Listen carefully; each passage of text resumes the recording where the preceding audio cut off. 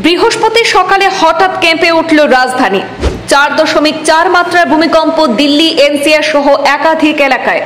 বৃহস্পতিবার সকাল 9টা 4 মিনিট নাগাদ কম্পন অনুভূত হয়। এরপরে আতঙ্কে এলাকাবাসী ঘর ছেড়ে রাস্তায় বেরিয়ে আসেন। কম্পন প্রায় 4 থেকে 5 সেকেন্ড ধরে অনুভূত হয়। সাত সকালে জোরালো ভূমিকম্প।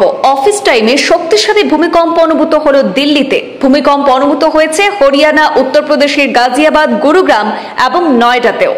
ন্যাশনাল সেন্টার ফর সিসমোলজির তরফে জানানো হয়েছে, কম্পনের উৎসস্থল ছিল রাজধানী দিল্লি থেকে প্রায় 60 কিলোমিটার দূরে হরিয়ানার ঝাঁঝরে। ভূপৃষ্ঠ থেকে 10 কিলোমিটার গভীরে কম্পনটি অনুভূত হয়েছে। তবে এখনো পর্যন্ত প্রাণহানি বা সম্পত্তির ক্ষয়ক্ষতির কোনো খবর পাওয়া যায়নি। কম্পনের ফলে আতঙ্কে বহু মানুষ রাস্তায় বেরিয়ে আসেন।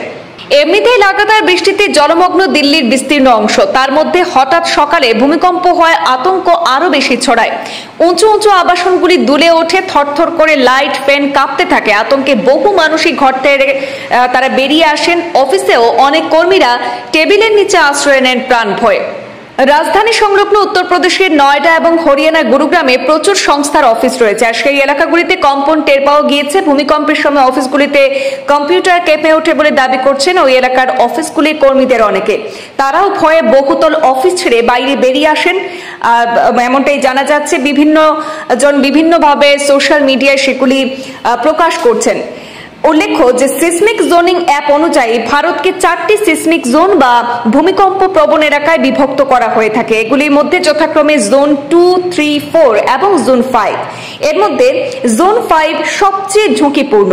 আর দিল্লি এনসিআর ভূমিকম্পের দিক থেকে অত্যন্ত সংবেদনশীল এলাকা হিসাবে বিবেচিত হয়।